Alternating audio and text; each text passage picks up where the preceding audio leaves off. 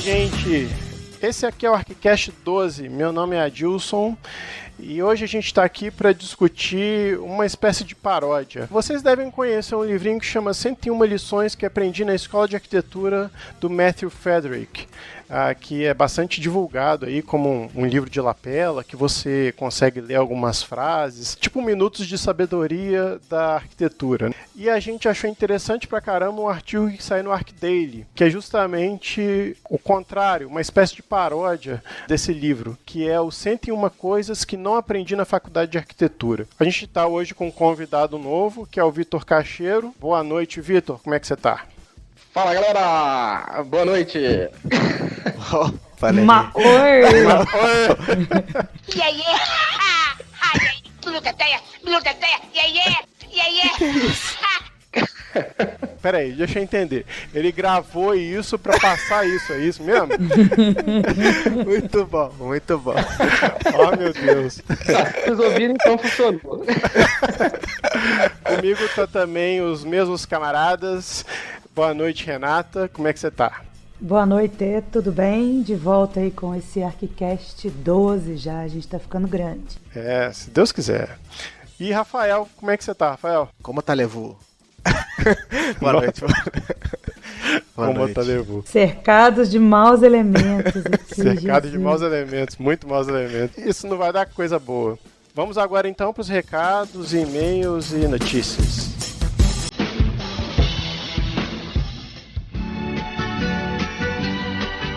Voltamos, ArchiCast 12. Bom, esse é o último ArchiCast do ano, então a gente está aqui num momento especial e estamos gravando com uma pessoa nova. Diga quem você é. Oi, eu sou a Márcia. Sim, a Márcia é da nossa equipe agora, do Cast, tá ajudando aqui, substituindo o Rafael. Faz a piadinha nonsense, Márcia. Meu nome não rima com nada. Eu sei, tudo bem. Não precisa fazer rimado não, pode fazer outra coisa. Ou senão você imitar o Rafael, você falar, eu sou o Rafael Cara de Papel. Eu não sou o Rafael e não tenho cara de papel. Ah, por favor. Mas que slogan terrível. Sim. A gente tá aqui para ler os comentários e fazer as nossas ponderações aqui em relação ao cast que passou. Não é isso, Márcia? Isso. Como é que eles podem encontrar a gente, Márcia? No Facebook, no Instagram e na nossa página do... Ixi, falhou. Você não estava preparada para isso, né? Não tava. É, então vai lá. Tem Twitter também, não tem? Tem Twitter, @ArchiCast. Nossa, tá muito ruim, Márcia, faz de novo. Pelo Facebook, Meu Deus. Meu Deus, eles não acham a gente não. Não vai achar não. Facebook/ArchiCast. Instagram, Você errou! Facebook.com. Facebook.com/ArchiCast. No nosso Instagram, @ArchiCast. Temos o Twitter também. E temos o nosso site também, archicast.com. Isso aí. E quem quiser escrever pra gente é o contato@archicast.com. A gente vai ler os comentários agora, né? Vou ler o comentário aqui do Hudson, que é rapidinho. Ótimo tema abordado, ótimos comentários, ótimas conclusões. Parabéns pelo cast. Um abraço, Hudson. Márcia, tem coisa pra ler aí também? Tenho também do nosso último ArchiCast, Arquitetura e Cinema Blade Runner. A gente tem o comentário da Clara Meurer. Alô, ArchiCast, passando por aqui apenas para ressaltar a escolha de vocês de colocar os diálogos dublados do filme. Achei bem cômico, mas já que estou por aqui, acho que vou acrescentar mais comentários. Será que esse desvio para arquitetura e cultura pop foi um intervalo dos temas mais polêmicos? Faço aqui uma relação com as críticas à vida de estagiário.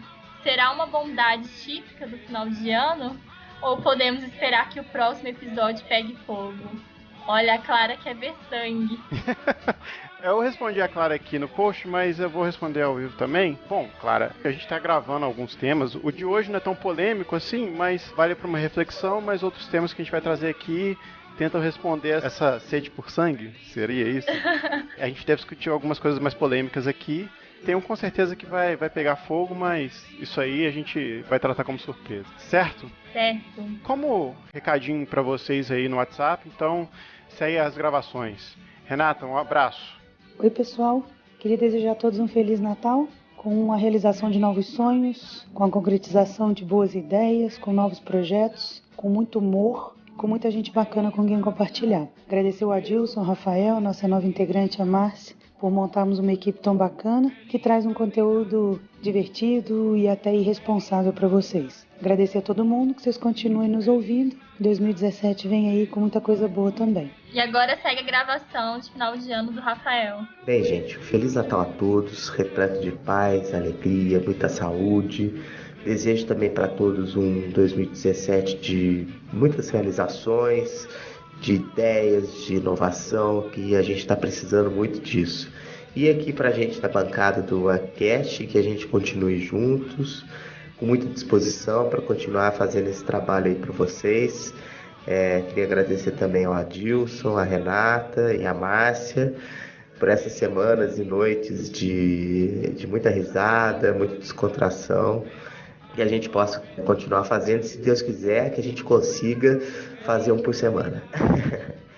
Bem, gente, Feliz Natal a todos, fica aí meu abraço e obrigado por nos acompanharem aí durante esse ano, nessa primeira temporada.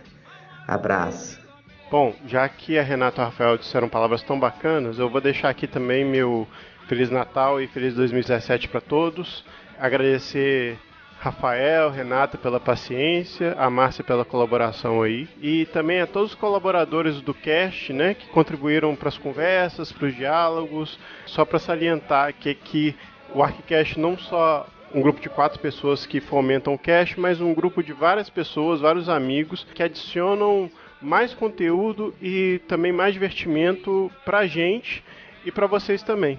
E que a gente possa seguir aí o ano com mais divertimento, mais discussão e principalmente deixando a arquitetura e o urbanismo mais aparecendo aí nas mídias e sendo discutida, porque isso é o que a gente quer, aí a gente faz isso pra vocês, com vocês, e desejar que 2017 seja um ano de ainda mais conquistas, não só pra gente, mas pra todo mundo aí. Boas festas para todos, Feliz Natal, boas entradas, feliz 2017 para todo mundo. 2016 foi ótimo pra gente, porque a gente inaugurou o cast. A gente espera melhorar bastante, né, Márcia? Isso. Feliz Natal, gente. Sem piadinhas de pavê, por favor. E não coloquem uvas passas na comida.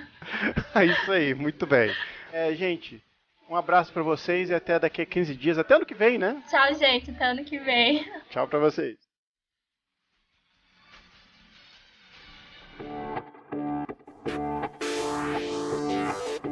Então, a gente programou aqui uma espécie de dinâmica. São 101 pontos. Não dá para falar de todos aqui, todos os 101 pontos aqui num podcast de mais ou menos 1 hora. Nem sei quanto vai durar esse podcast. Mas a gente separou uns que a gente acha mais interessante. A gente vai fazer uma espécie de rodada. Bom, só para lembrar para vocês, é um artigo que sai no ArcDaily. Sai no dia 24 de outubro. O autor é o Guy Horton, que foi traduzido pela Camila Sbeggen. A gente decidiu aqui fazer uma espécie de rodada, cada um fala um, que a gente bota aí para discutir esse assunto. Vou deixar o convidado começar. Vitor, fala um dos pontos aí desse 101 que você acha interessante. Então, primeiro eu fiquei meio frustrado porque eu estudei o 101, achei que a gente fosse passar por todos. Não, mentira, tô brincando. Não, olha só, eu separei um aqui que eu acho que é muito engraçado, assim, coisas que acontecem no dia a dia aí da arquitetura, assim. A frase diz o seguinte: mesmo se você não gosta da arquitetura de alguém, ela pode ter algo valioso para te ensinar. Porque, assim, fazendo um paralelo aí com um livro que eu já li uma época, que é um livro bem conhecido aí, né? Como é que é? Como influenciar pessoas e fazer amigos, um negocinho, não lembro agora. Ele fala o seguinte, que às vezes, mesmo que você não goste daquela coisa, você tem que buscar ali um ponto mínimo que você consiga elogiar com aquela boca cheia, né? Então, o que acontece? Às vezes o cara você tem aquele projeto, aquela construção de 1.000 metros quadrados, aí você olha assim, que porta azul é aquela, hein? Aquela porta azul ali é bonita mesmo, hein? Tipo assim, a casa às vezes é aquela coisa horrorosa, né? Mas você tem que elogiar alguma coisa, né? Você fala assim, que azul da porta, hein? Que alisar interessante, né? Que alisar bonito, né? Rafael já sofreu alguma situação parecida? Já. Me falaram assim, e aí, o que você achou do projeto? Aí você olha pra pessoa, você só levanta a sobrancelha, assim, o máximo que você pode. Uma obra bem executada, né? Olha que obra bem executada. Obra limpa, né? Rápida a obra. É claro que assim, eu tô fazendo uma brincadeira em cima de uma coisa específica, né? É um negócio mais profundo, mas assim, fazendo uma brincadeira em cima de um item meio de cômico, assim. Não, porque assim, eu tô brincando porque às vezes, nem sempre as coisas saem do jeito que a gente planejou, né? Vamos dizer assim, amigos nossos já até comentaram isso, poxa, eu não critico mais a arquitetura de nenhum colega de profissão. Por quê? Porque a gente sabe que muitos projetos e obras saem 20%, 30% do que é aquilo que foi projetado. Muita coisa fica a cargo ali do andamento, de quem executou tal, e às vezes não tá de acordo com o que foi projetado. Então, assim, a brincadeira é meio em cima disso, assim, entendeu?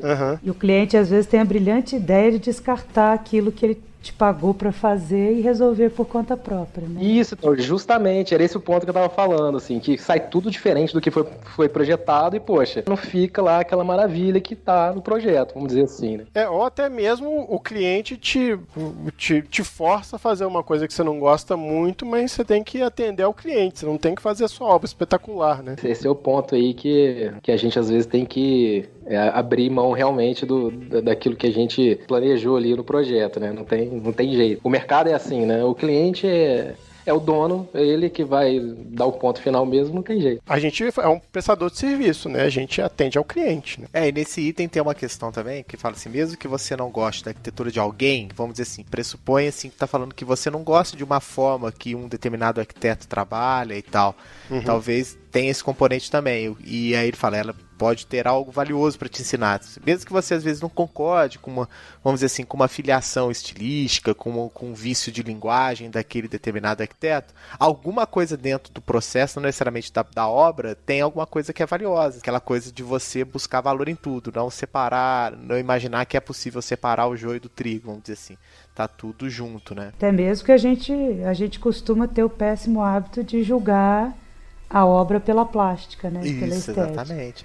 E às vezes você vai descascar aquilo, é tecnicamente impecável, você nunca conseguiria fazer, só que a estética não é aquela, como o Rafael tá falando, com a qual você se afiniza. E de repente você julga aquilo ali, você não sabe as horas de suor que foram gastas para chegar naquele resultado. Exatamente. Né? Bom, vamos para mais uma rodada aí. Quem quer falar? Renata? Eu tenho um aqui que eu gostei muito, que eu acho que também vai nessa linha aí, no item 25. Às vezes a pessoa mais crítica pode realmente estar certa. A gente vê muito isso, a pessoa tá te criticando e você tá ali bitolado numa ideia, você tá ali focado que é daquele jeito que tem que fazer, e a pessoa tá criticando, e você tá ali enebriado com aquela solução que você acha que é melhor, e realmente a pessoa pode estar certa, é só a gente dar o braço a torcer às vezes e rever, né? Revisitar aquela ideia que você mesmo estava tendo. Então a pessoa que às vezes é aquela que mais parece estar de picuinha, de implicância com aquela tua ideia, se você parar, respirar, voltar, olhar de novo, você fala assim, acho que ele estava certo. É mais difícil quando são iguais, né? Por exemplo, de aluno para professor, é mais fácil que o aluno esteja mais receptivo para te escutar. Mas quando é um profissional que trabalha junto com você, às vezes essa disputa é um pouco complicada, né? Tem sempre gente que é muito crítica. Muitas vezes eu sou muito crítico, né? A gente é crítico com os outros, né? A gente tem essa mania. Eu tenho esse defeito também, cara. Eu confesso. Eu sou meio crítico também com as coisas. Assim. Então, a gente às vezes é muito crítico e... O famoso cri-cri, né? Cri-cri, crítico. O Rafael já me conhece, velho. Mas e às vezes a gente é acostumado a ser visto dessa maneira, cri-cri. E aí quando alguém vem te pedir opinião, ou não te pede opinião, a gente fala mesmo, né? E não devia, a gente às vezes tem alguma coisa importante para dizer. Não claro. Aquela pessoa tem que atender aquilo que a gente falou, mas a observação pode ser pertinente, né? Mesmo que a gente seja muito cri-cri. E é engraçado, cara, quando você às vezes tá dando opinião meio que no automático, né? Você tá lá criticando e tal, aí a pessoa te dá aquela olhada que tipo assim, pô, não tô te perguntando nada, né? Aí você cai na resposta, putz, o que eu tô falando, né, cara? Tô criticando o trabalho do cara aqui, o cara não tá pedindo minha opinião, né? Eu tento me filtrar, apesar de às vezes sair algumas coisas, assim.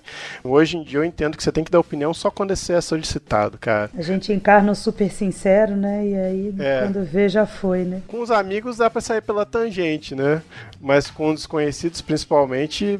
Nossa, é complicadíssimo você fazer alguma crítica. Não, com amigo é engraçado que por mais que seja verdade, no final você solta, brincadeirinha, Aí tudo dá, beleza, né, tal, tudo volta ao normal, beleza. Mas se uma pessoa, assim, desconhecida, aí gera aquele climinha, assim, mas putz. Porque às vezes ele não tá acostumado com essa brincadeira, né, só suposta brincadeira, né?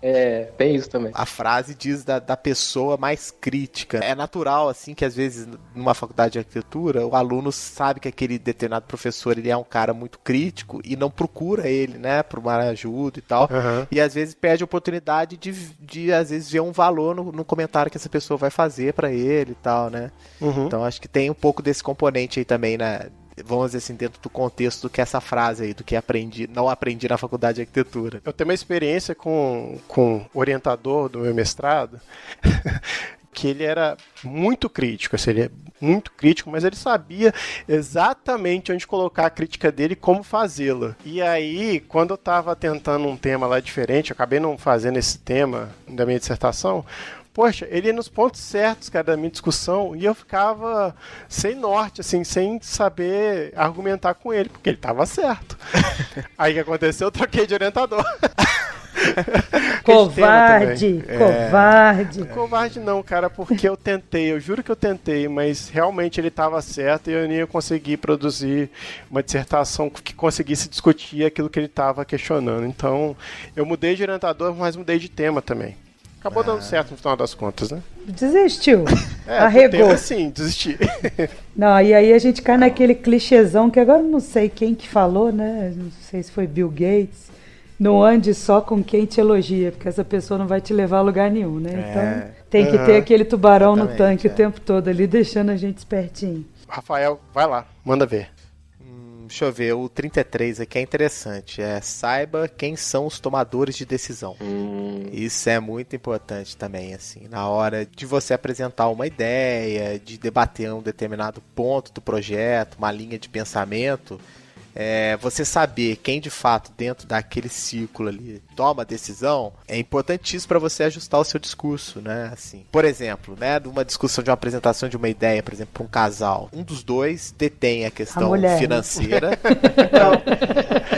E o outro detém, vamos dizer assim, a opinião mais decisiva, né? Então, assim... Que é o sim senhor, né? Sim senhora. Sim senhora, né? Então, às vezes, você quer uma solução que ela é mais conta, então você, de repente, ajusta a ideia para um discurso de economia e não por um discurso de que uma coisa é mais bonita que a outra. O mais engraçado, assim, em relação o Rafael levantou a bola de casal, né? Às vezes, poxa, você tá conversando sobre projeto, assim, com o cara, né? Vamos dizer, o homem, né?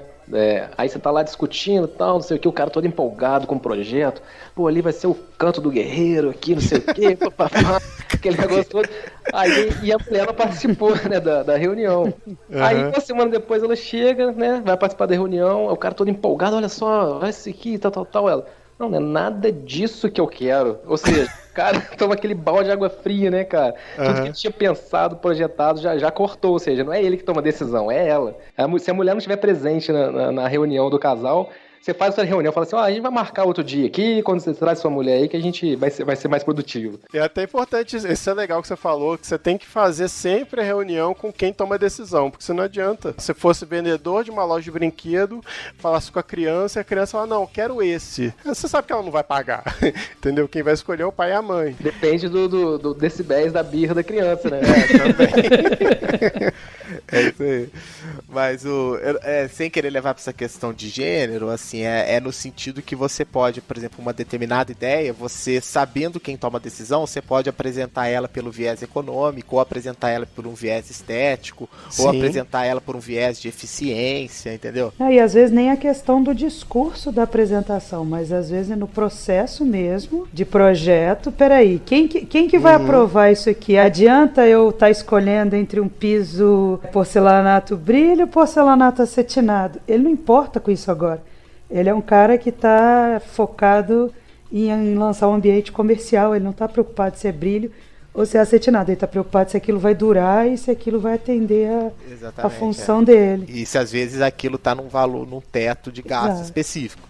E aí você sabendo que a decisão do cara é o teto de gasto e a eficiência do piso, você de certa forma ali dentro tem liberdade de escolher o fosco ou o brilho, né? Tem várias interpretações, né, pra esse tipo de tema, de tomada de decisão. Assim. Alguns desses temas aqui dariam um cast só sobre esse tema, né? É verdade. Rafael falou, agora sou eu, né? Sim. Yes. Bom, o primeiro tópico aqui que eu achei interessantíssimo é 28, seu chefe leu seu blog. Ah, esse eu vi também. Poxa, isso eu acho que não vale só para arquitetura não, vale para outras profissões também. Vai pra vida, né? Pra vida, exatamente. Então, cara, se você tem um perfil no Facebook, se você tem uma conta no Twitter, saiba que ela vai ser pública e que alguém vai conseguir acessar o que você tá falando. Então, muito cuidado com o que você fala, principalmente quando, sei lá... Você fala merda, né? Quando você fala merda, exatamente. Porque as pessoas têm a mania de literalmente vomitar tudo que elas não gostam, tudo que elas não acham interessante da sua vida pessoal. E, cara, tá todo mundo lendo. E se não for seu chefe, vai ser, sei lá, algum amigo de trabalho que vai mostrar pro seu chefe, vai ser alguém e vai chegar no seu chefe. Por exemplo, pra você falar isso num barzinho com os amigos, tudo bem, aquilo ali ficou no barzinho. Mas quando vai pra internet, meu amigo, eu sempre tive muito cuidado, assim, pra escrever as coisas, né? Mas... Já teve vezes que eu já quis mandar todo mundo pra Conchinchina ou pra aquele lugar. Que lugar, mano?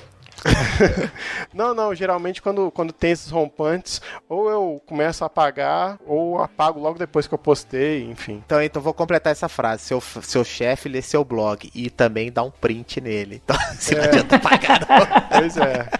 Ô, gente, mas assim, boa parte desses itens aí que ele escreve servem para qualquer... Exatamente, serve para qualquer tipo de trabalho. Profissão, né? Uhum. Com certeza. E é complicado quando envolve, assim, o próprio, vamos supor, já entrar até um pouco na vida do próprio chefe, né? Vamos dizer, tá tendo uma festa de confraternização lá da empresa, do escritório e tal. Pô, a pessoa tá lá, pô, é um evento da empresa, né? Vamos supor, um churrascão, aí tem lá o pessoal naquela bebedeira, cerveja pra lá, não sei o que, tirando foto, o pessoal de biquíni, pulando na piscina, aquela bagunçada toda. Aí o cara olha pra foto e fala, nossa, a minha empresa aqui, né, poxa, é o espelho da confraternização da empresa do cara, assim. E tem gente que não tem esse bom senso, assim, de separar as coisas também, né? De ter um pouco de comportamento, principalmente envolvendo, sim, essa área de trabalho, né? Ou então você faz igual o Ronaldinho Gaúcho, né? Eles dizem que ele, na entrada das peças dele, o pessoal vai deixando o celular já lá na caixinha, né? Ele vai recolhendo o celular de um por um lá. Quer dizer, não é ele, né? Alguém vai recolhendo, ninguém entra com o celular na festa. Você nunca viu festa do Ronaldinho Gaúcho com...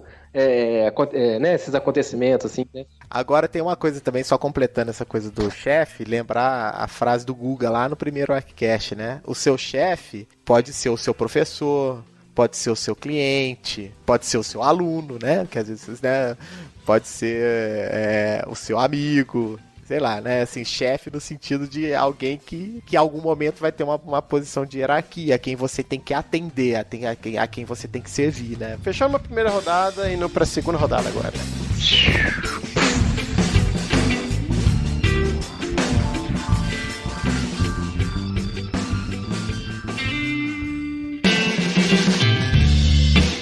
Olha só, tem uma aqui que é interessante, principalmente quando você é recém-formado. Seja mais cauteloso com as oportunidades que não o pagam.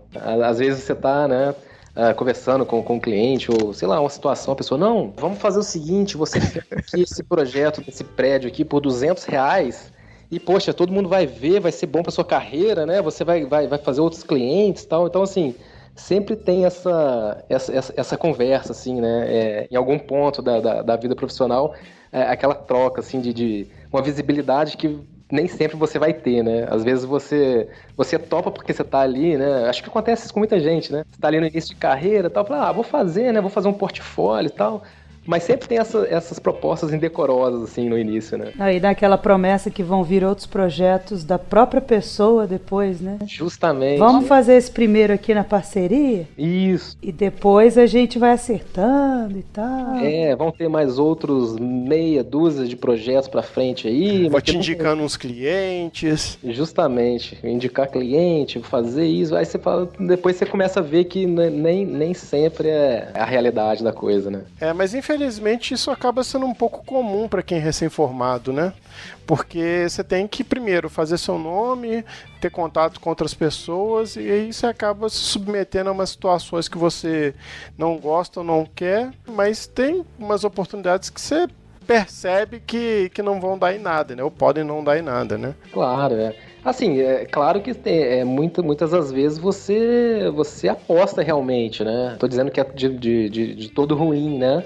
Mas assim, eu tô falando que muitas das vezes não é. É, a maioria das vezes, né, Vitor? Vamos combinar. É verdade.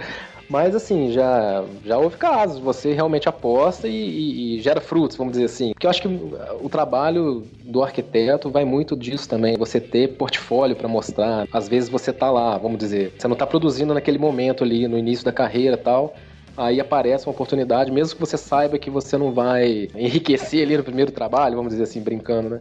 Mas você vai gerar um portfólio que vai te dar uma visibilidade, pelo menos que seja no seu site, por exemplo, né? Isso também passa por uma valorização do próprio trabalho do arquiteto, né? Muitas vezes as pessoas acham que pra gente é muito fácil desenhar ou projetar, né? E não é muito bem por aí. Então fica fácil pra alguém falar assim, não, faz um projetinho aí pra mim e tal, como se fosse algo fácil, algo que a gente faz em meia hora, né? Não é bem assim. Posso ir pra Renata então, Renata? Pode sim. Bom, é bacana que ele coloca aí o item 49. Se você é um arquiteto, você se qualifica automaticamente para psicoterapia e medicamentos. É verdade. Mas é recorrente isso, a gente tem lido artigos sobre a saúde mental das escolas de arquitetura, dos arquitetos. A gente trabalha com ego, a gente trabalha com a frustração, a gente trabalha com o tempo todo ali com a decisão no limite ou no outro, você está o tempo todo tendo que agradar alguém, né? Às vezes a gente está sempre lidando com agradar alguém mais do que resolver problemas. Não sei, é a sensação que eu tenho. Então ele sempre joga para esse item 49, mas eu não queria trabalhar o item 49 especificamente não. Ele fala ali do item 10, outras coisas são mais importantes do que a arquitetura. Elas são as únicas que vão ajudá-lo a resistir até o final. Ver item 49, né? Então, o tempo todo ele joga pro item 49 para a gente lembrar que existem outras coisas também. E já dizia o Niemeyer que a arquitetura não é importante, a gente já debateu isso, né? Mas outras coisas são mais importantes, elas são as únicas que vão ajudá-lo a resistir até o final. Então, assim, a gente encontrar mundos paralelos também para mostrar pra gente que a arquitetura não é tudo, a gente precisa se desligar, a gente não precisa ser arquiteto 24 horas por dia, 7 dias na semana, né? Mas a gente também já debateu no momento que a gente fala lá da ignorância da arquitetura, a gente não consegue desligar da arquitetura, ela está o tempo todo ao nosso redor. Se a gente é arquiteto, mais ainda, né? Você está entrando na casa dos outros, você está vendo coisas, você está vendo um acabamento que foi mal feito, um detalhe que foi mal projetado, um negócio que podia ter sido feito diferente. A gente precisa se desligar de vez em quando e achar outros caminhos para sobreviver. Eu sempre pensei assim, um pouco disso que você falou, né, desse item assim. Poxa, será que os outros profissionais têm esse mesmo lado que a gente de ficar tão pensando o tempo todo naquilo? Porque assim, eu já ouvi, por exemplo, o professor de física falar que o cara também não desligava, por exemplo. O cara ficava analisando o tempo todo o movimento de carro na rua, velocidade até chegar no ponto no sinal vermelho. Sabe essas maluquices? Assim? O cara era físico, então o universo do cara ali, ele ficava muito em função de ver essas coisas que a nossa é outra. Mas assim, será que todos os profissionais têm essa... né? Vamos dizer assim, esse viés assim, mergulhado na profissão o tempo todo. Eu já ouvi dizer que o dentista conversa com a gente olhando pra nossa boca, né? Vamos dizer assim. Mas eu não sei assim, se todo mundo é assim, entendeu? Eu acho que vem um pouco da história da gente ficar muito embebido nos trabalhos. Como o nosso trabalho é muito prático, a gente demora muito para fazer determinadas coisas, né? E aí, quando a gente vê, isso toma muito tempo da nossa vida. E muitas vezes a gente trabalha fim de semana, mas isso acontece com outras profissões também. De qualquer maneira, o interessante é que a arquitetura, nesse sentido, ela está em todo lugar, né? Então a gente não para de pensar nela. Mesmo o físico que está olhando lá, interpretando o semáforo, todo lugar a gente vê uma maçaneta, vê um detalhe na rua que está ruim, né? Vê um prédio que tá mal acabado, ou que precisa de pintura, ou um prédio bacana que a gente quer olhar. Então, tá ao nosso redor a todo tempo. Eu não sei vocês, assim, mas eu vou andando pelas ruas e vou fazendo reforma em várias casas, assim. Pô, ali dava pra puxar uma platibanda, fazer um encapamento ali de um ACM. Poxa, essa casa antiga ia ficar bacana, não sei o quê. Eu não sei se todo mundo é assim. Eu acho que todo mundo tem um pouco dessa paranoia aí, realmente, de ficar analisando essas coisas. Né? Até pra viajar, né? Pra descansar mesmo, talvez a gente tenha que ir pro meio do mato. Porque se você tá com uma companhia, a pessoa tá te perguntando: de quando é que é aquele museu ali? Que estilo a não que é ser que aquele seja ali? um biólogo. Você vai pro mato pra um biólogo, aí vai... Aí você tá Aí as férias dele que estão lascadas. Fugindo do protocolo, eu já falei uma, mas que emenda na outra. Eu vou usar duas aí de uma vez, que é o item 9. É arquitetura, não medicina. Você pode fazer uma pausa que ninguém vai morrer. Isso. Nem que seja pra fazer um lanche, né? Nem que seja pra comer, tomar banho, né? Aquelas coisas. Almoçar Fazer direito. Fazer Atividade física. Cara, esse negócio é muito real, né? Assim, quantas vezes dá 4 horas da tarde, nossa, esqueci de almoçar. Ou então você almoça e você vai lembrar que você não lanchou, já tá na hora já são 8 horas da noite. Você, nossa, não lanchei nada de tarde. Isso é meio recorrente, assim. Próximo tópico, Rafael? Sou eu? Eu não lembro o número aqui não, mas todas as empresas são diferentes. Às vezes o aluno sai da faculdade de arquitetura achando que existe um modelo ideal de empresa, de trabalho. E cada um é de um jeito, cada uma vai ter um tipo de cliente diferente, uma visão daqueles que tocam a empresa diferente. Então, assim, é claro que você tem que aprender, né, com outras experiências, coisas que dão certo. Mas, assim, isso é bem interessante, assim, porque eu acho que talvez o aluno saia da faculdade imaginando que os tipos de empresas são muito bem definidos, né? Falou isso, poxa, a gente tem um campo vasto aí de perfis, né? Você tem desde o arquiteto bicho grilo até o cara mais técnico, né? O cara empresário, vamos dizer assim. E nesse meio do caminho aí você encontra de tudo, né? Vários tipos de empresa, realmente, de escritórios. Tem também o outro lado, assim. Eu posso dizer um pouco de que as empresas são diferentes, mas talvez os escritórios sejam mais parecidos do que a gente gostaria. Eu tive essa experiência e frustração. Eu trabalhava no escritório aqui em Juiz de Fora, aqui na cidade onde eu moro, e aí eu achava que outros escritórios trabalhavam de uma maneira diferente ou de uma maneira melhor, e por conta disso eu decidi, vou ter experiências em outros escritórios, né? Vou tentar ver se eu trabalho em outro escritório, para ver como é que é, se é isso mesmo, se não é, né? E aí, para minha surpresa, o escritório não era tão diferente do que eu trabalhava, mas eu meio que vi que o mercado talvez não fosse tão diferente assim. O que talvez tenha acontecido é que eu trabalhava no escritório que tinha um padrão legal de projeto e tal, e construía coisas interessantes. E o outro escritório também tinha o mesmo padrão. Era de outra cidade, uma cidade maior, que é o Rio de Janeiro, e eles tinham o mesmo padrão de qualidade, assim, eram bem parelhos. Eu não sei se realmente foi uma coincidência de encontrar escritórios que tinham uma qualidade bacana de produção de arquitetura, né, em termos assim, de projeto executivo, ou se realmente tem escritórios que tocam pro pau, assim. Eu não sei a experiência de vocês, assim, mas os escritórios que eu trabalhei em cidades diferentes tinham uma produção bastante parecida em termos arquitetônicos. A única diferença é que um trabalhava com projetos um pouco maiores e outros trabalhavam com projetos menores, mas a qualidade da produção era bem parecida. Tem uma grande diferença também entre escritório de arquitetura e empresa. Porque o escritório de arquitetura você é mais um arquiteto lá, dentre outros arquitetos que estão trabalhando com você. Quando você vai trabalhar em empresa, você até pode trabalhar com outros arquitetos ali, mas geralmente o seu setor ou sua função é bastante específico em relação às outras funções que tem na empresa. E nesse sentido, trabalhar em empresa é bastante enriquecedor, no sentido de que você tem contato com pessoas que não são arquitetos e não vivenciam exatamente o seu dia a dia. Pode enriquecer, inclusive, no seu dia a dia, assim, em termos de trabalhar com pessoas diferentes, né, outras dinâmicas.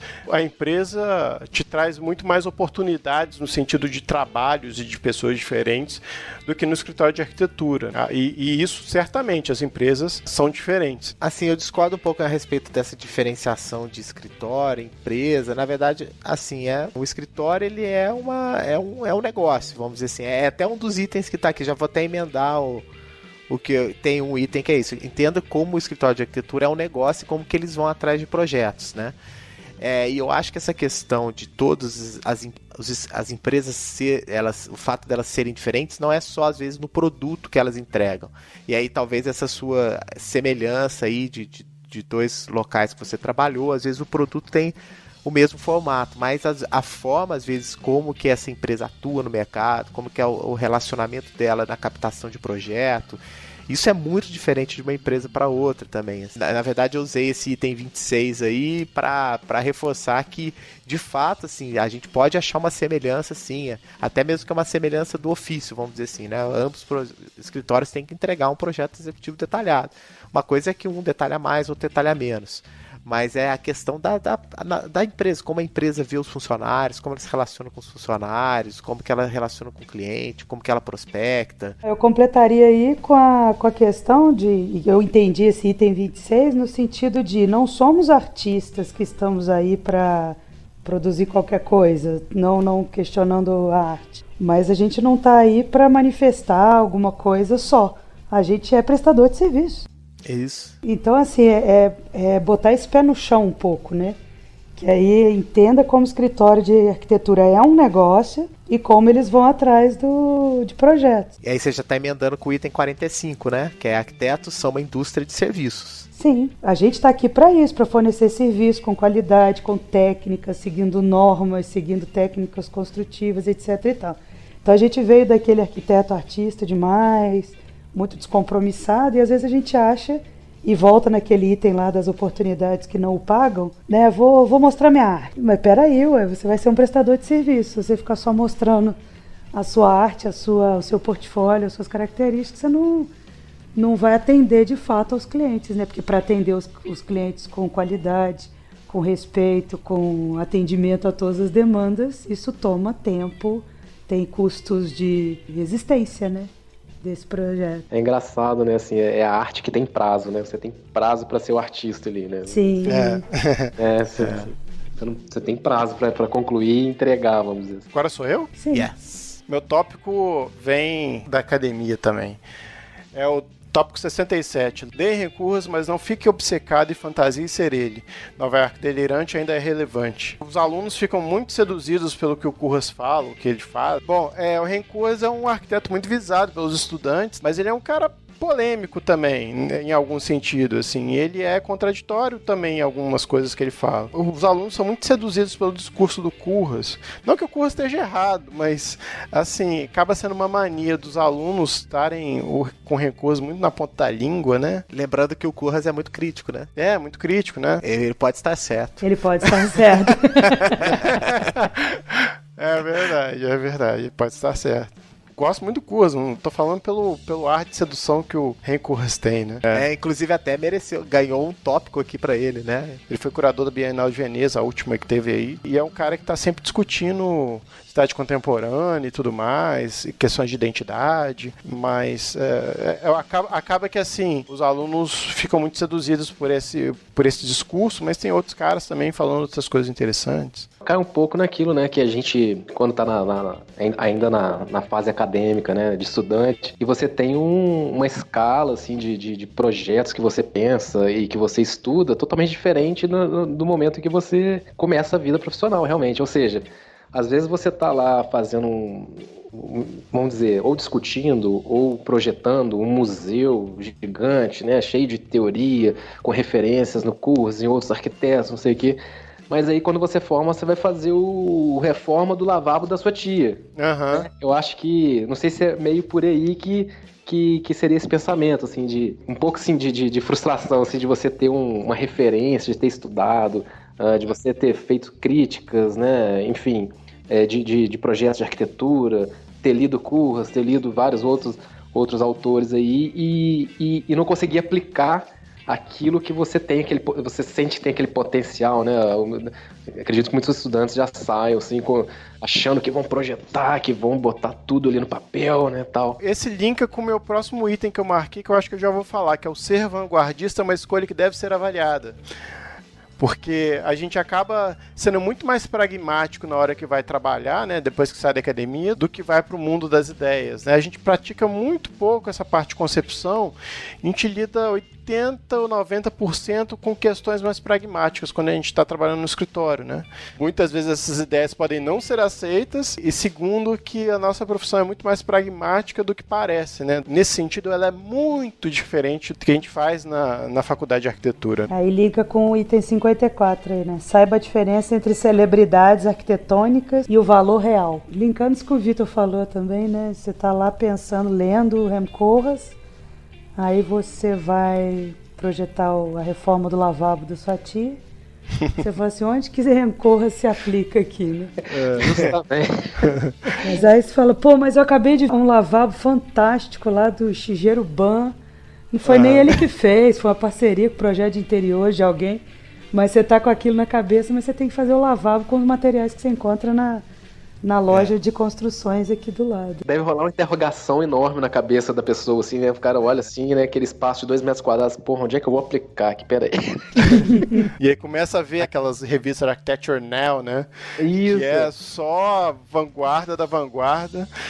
Aí você quer fazer aquele banheiro que o Philip Stark fez, cara, você não vai conseguir, entendeu? Ou se você até conseguir, você desenvolve a técnica, você conhece qual material que vai usar, o cliente vai olhar e falar assim, mas vamos fazer aquela coisa assim mais clássica, né? Aí você sai do Architecture Now, vai pra reforma, banheiros e cozinhas, né? Casa e jardim, né? Até porque as coisas têm custo, né? Então você pensar num mármore travertino para um banheiro talvez não seja a melhor ideia, né? Para uma pessoa que quer economizar. Às vezes não é a questão do custo, é a questão da referência que a pessoa tem. Ué. Você vai conseguir com o mesmo custo fazer um design ali muito mais interessante, mas a pessoa não quer aquilo. A referência dela é outra. Agora paramos a segunda rodada, vamos para a terceira rodada.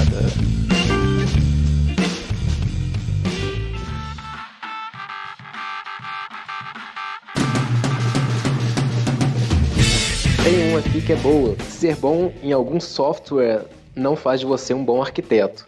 Eu pensei nesse também, mas fala aí. A pessoa, faz aquela renderização perfeita, assim, nossa. Mas assim, a pessoa que é, de repente, muito boa em 3D, renderização e tal, não quer dizer que o cara é o bom projetista, né? Um bom arquiteto. E a gente vê isso muito, realmente. A parte gráfica dele é mais forte do que o próprio projeto. E, assim, tem essa questão, assim, pensando também que são lições para quem que não aprende na faculdade de arquitetura, porque geralmente é uma discussão recorrente, né, que se tem do que deve ser levado em consideração dentro da formação de um arquiteto. É assim, é o produto que ele apresenta ou é todas as habilidades que ele vai adquirir ao longo de um processo de projeto.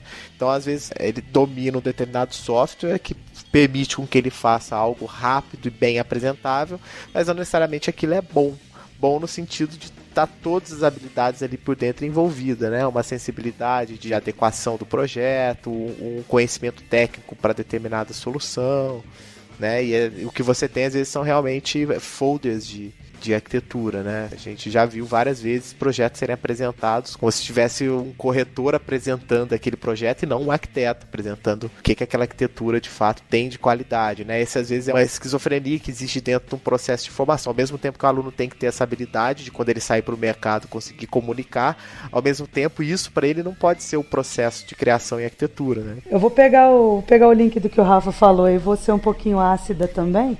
Essa super dependência que as pessoas criam em torno de softwares, de mecanismos super, né, avançados aí, entre aspas, de representação.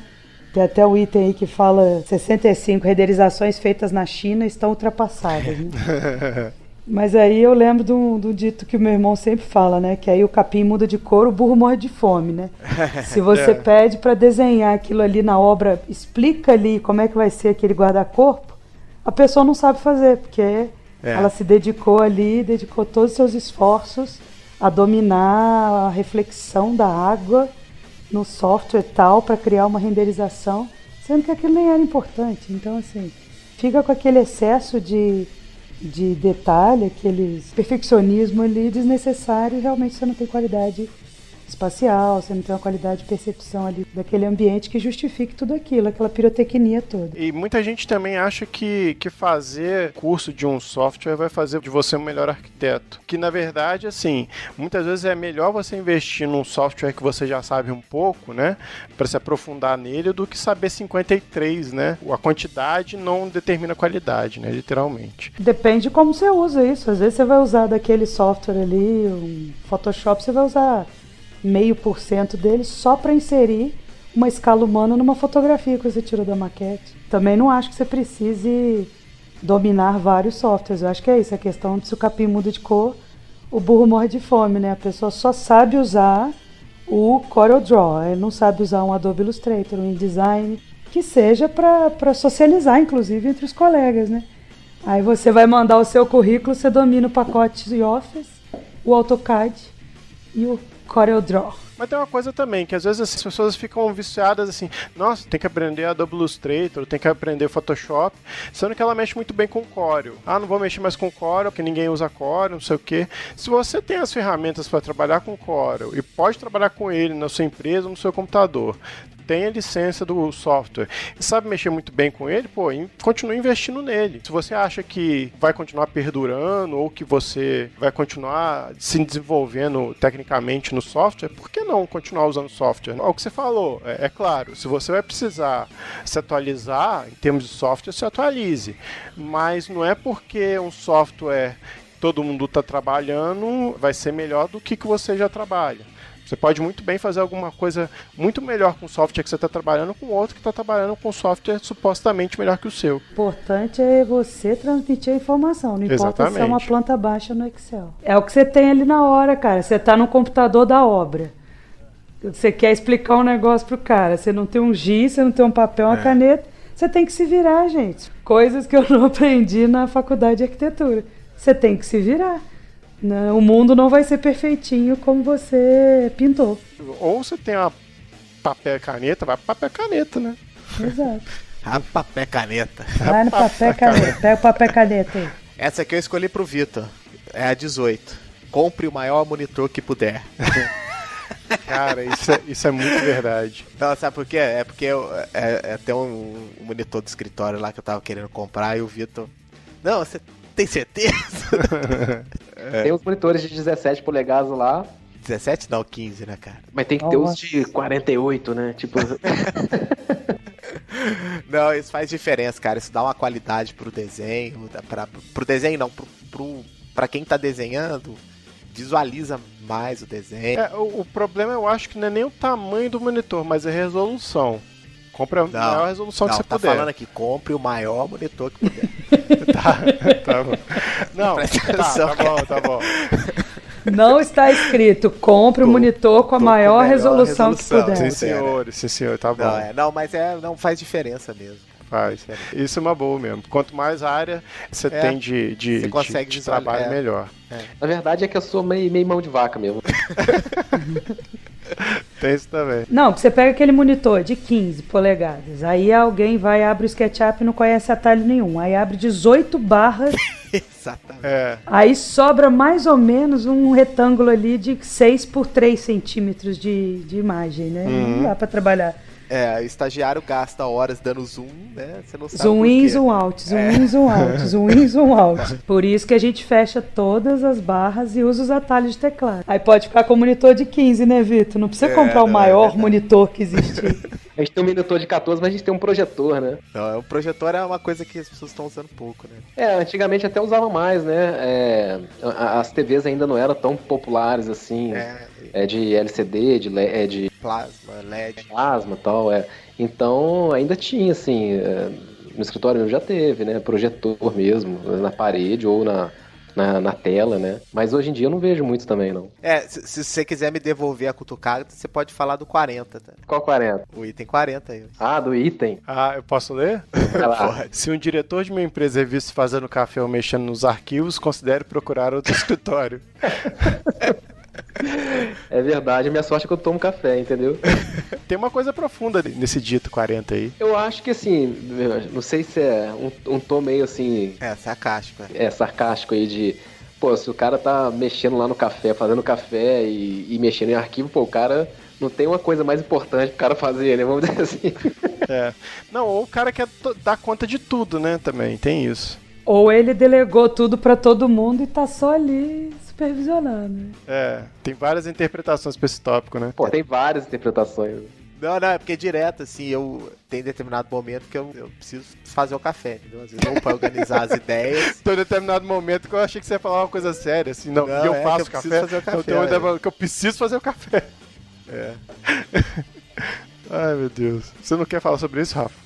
Não quero falar. O item 43 é um pouco mais sério, assim.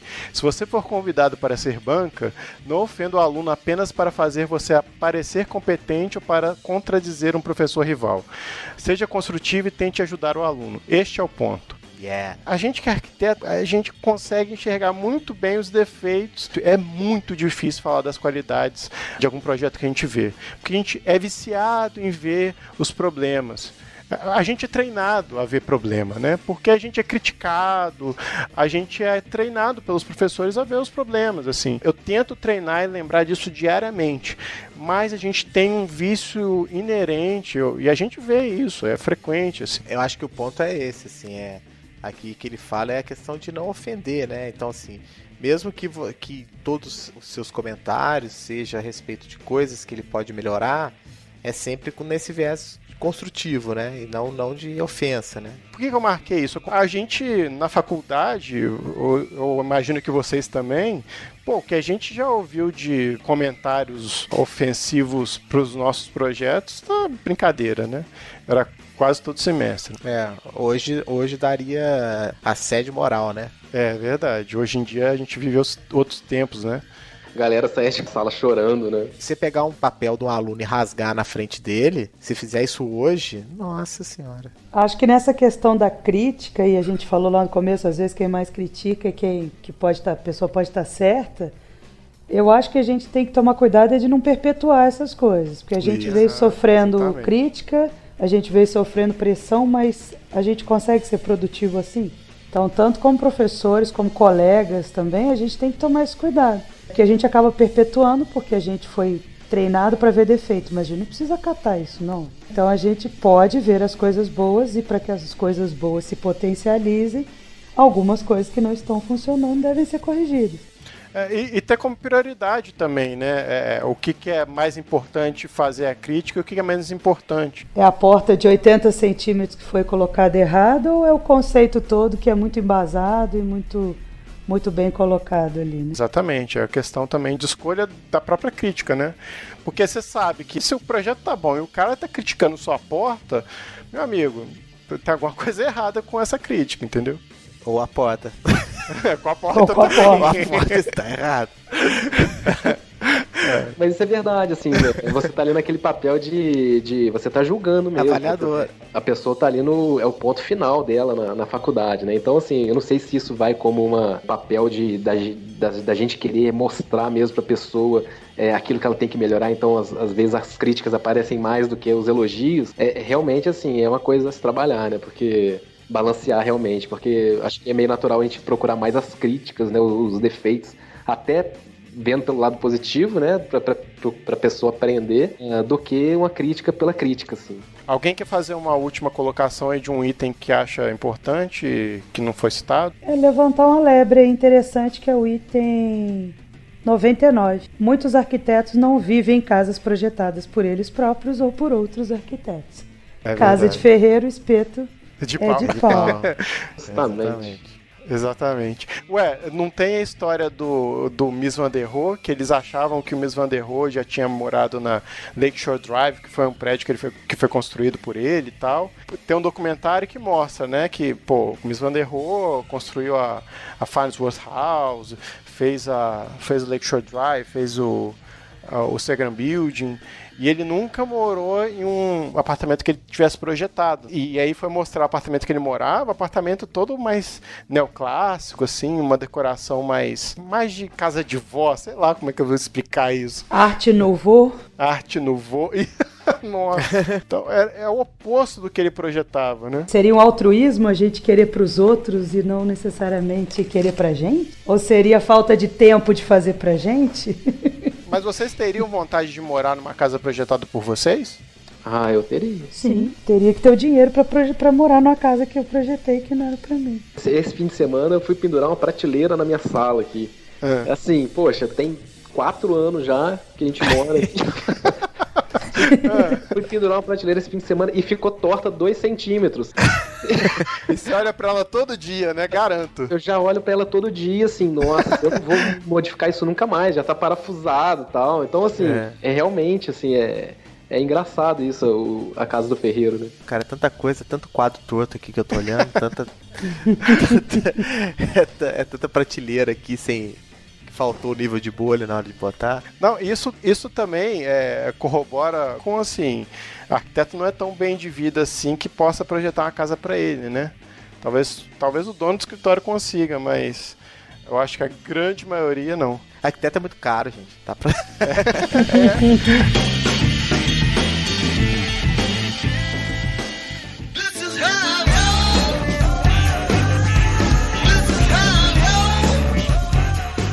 Como é tradicional aqui do nosso cast, a gente sempre pede uma dica de cada um aqui que participou, que tem uma relação ou não com o nosso podcast. A gente começa geralmente com o convidado. Vitor, você tem uma dica aí pra dar? Uma dica que eu daria, assim, até que um desses últimos itens que eu conversei agora no final, foi sobre essa parte de você se relacionar, né? A dica que eu daria, assim, se relacione, saia da toca, né? Converse com outras pessoas e frequente outros lugares diferentes daquele do dia a dia da arquitetura. Você vai fazer muito bem. Próximo aí da roda, Renata? Bom, o livro, eu vou dar uma dica que não é diretamente relacionada à arquitetura e à conversa que a gente está tendo, mas ela é um pouco complementar a essa nossa formação e sair da toca e conhecer outras coisas. Tem um livro bacana da editora Sextante que chama 1001 Ideias que Mudaram a Nossa Forma de Pensar, de Robert Arp. Cronologicamente, é uma organização de vários elementos aqui que ele vai colocando, por exemplo, o controle do fogo lá em sei lá quantos mil antes de Cristo. Como é que essas coisas foram mudando o nosso comportamento, como é que a gente foi mudando os comportamentos até de moradia e tal, mas ele vai vai apresentando questões de religião, de pena de morte, como é que essas coisas foram acontecendo na sociedade e foram mudando realmente o nosso jeito de organizar as ideias aí, de pensar. É um livro bem bacana, dá para ler também como se fosse um minuto de sabedoria aí, uma páginazinha por dia.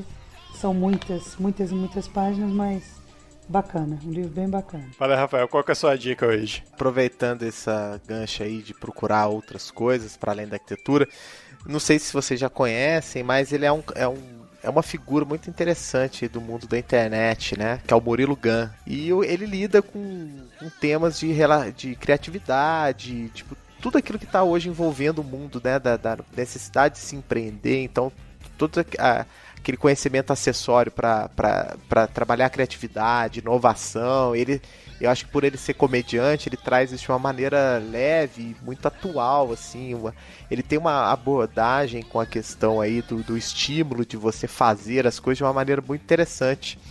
Então ele tem o site dele, tem o link pro podcast dele e tal, e é interessante, Me lembro, assim, escutei algumas entrevistas com ele, assim, achei bem interessante. Eu acho que ajuda a amplificar esse ponto de que a gente precisa buscar outras coisas para além daquele nosso círculo muito fechado, né?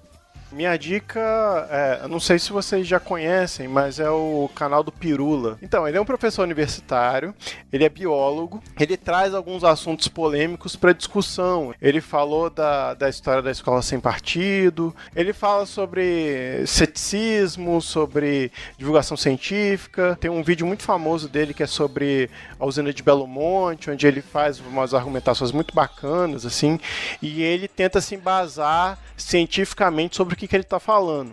Mas ele fala muito bem sobre o que ele quer falar. Ele tenta se embasar, tenta botar os pontos positivos e negativos, no final ele fala a opinião dele. Você pode não concordar com algumas coisas que ele fala, mas ele é um cara que, assim, que ele tá tentando de alguma maneira, se embasar cientificamente para falar de alguma coisa. Outras coisas, ele se dá a liberdade de falar em termos de opinião, mas é muito bacana a forma como ele apresenta os assuntos. Fica aí o canal do Pirula como dica. Vou agradecer a presença de todo mundo, principalmente a do Vitor, que é o nosso convidado. Valeu, Vitor, por aceitar nosso convite. Um abraço para você. Volte mais vezes. Eu que agradeço. Foi um prazer, né, conversar um pouco com vocês, né, sobre um pouco aí do nosso dia a dia de arquitetura e principalmente com os amigos, né. A gente fica mais à vontade para falar coisa séria e falar as bobeiras também. Obrigado, Renato, Rafael, por mais uma vez dividir a bancada aí. Obrigado de nada. Pô, foi bom demais.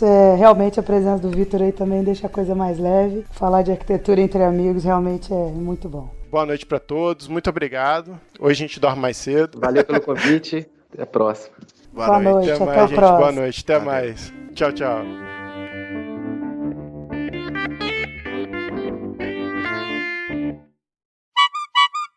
Uma pausa, galera. Assim, se esse tema for meio polêmico aí, vocês cortam, hein? Não, tá tranquilo, tá tranquilo. Não, eu tô falando assim, porque também, né, às vezes a gente... Não, aí é questão de assim, você falar pra gente, ó, corta isso aí, não fala não, mas por enquanto tá tranquilo. E é até bom a gente dar uma soltadinha que assim, aí depois eu dou uma revisada também, eu costumo revisar, fica tranquilo. Então o cara achou que ia ter graça pra caramba, não teve graça nenhuma, ficou todo mundo assim. Também. Também. O cara achou, pô, essa piada vai arrasar, né? E dá aquele silêncio, assim. Tipo o seu iê. Ele é um arquiteto que tá na crista da onda aí. Nossa, foi uma gíria antiga, crista da onda. Altas aventuras. Inéditas, com a galerinha quebrando tudo. Pois é. Arrebenta a boca do balão. Ai, meu Deus, não vou conseguir falar. Isso é fogo na roupa, hein, cara? Caralho, porra, cala a boca, peraí, deixa eu falar.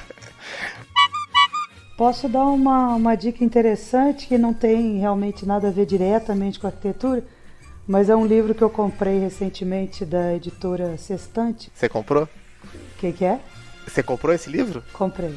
Ah, porque tá na Sextante. Ai! Nossa! Tá na Sextante que ficou 2 centímetros fora do lugar do Vitor. Agora que eu entendi. Nossa, que pariu. Gente, foi um prazer, eu vou embora, tá? Eu vou desligar aqui. Boa noite, então, Rafael, até amanhã.